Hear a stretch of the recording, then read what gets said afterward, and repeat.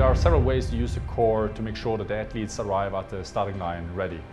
I think the biggest strength obviously with the core is that you can collect data continuously in the training over time, and then you can also correlate their performance with core temperature.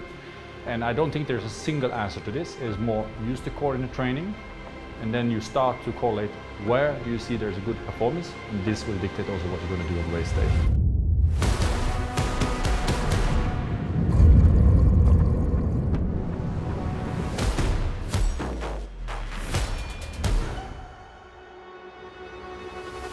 So the way we're using core pre-race is to, of course, you want to do as great warm-up as you can, like getting your body efficient and like working again, but you don't want your core temperature to increase too much before the race. Using the core sensor, we have noticed that the core temperature drops really fast, so we want to keep the warm-up close to the race start as possible.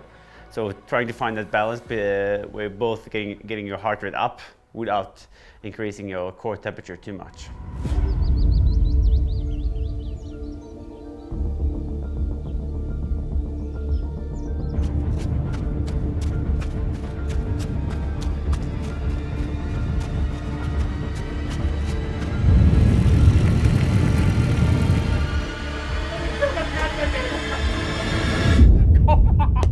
The way we use the core during racing is that we have a power meter, we have GPS and other tools, but what the core allows us to do is that the power meter doesn't tell us anything about the conditions, and what kind of power or what kind of velocity you can go with is also dictated by the environmental conditions. And for this is where the core comes in, because it allows us to track what is happening with the core temperature and then make decisions on the fly to make sure that you pace yourself for the fastest race.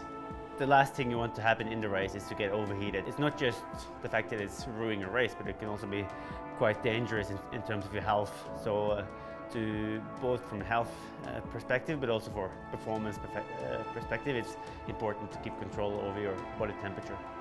So many people are afraid to train in the heat because it's hard to really keep control, but with the core device, then we are basically safe. We know that if we are going above 40, then it starts to get dangerous. But since we have direct reading on the smartwatch, then we know when to stop.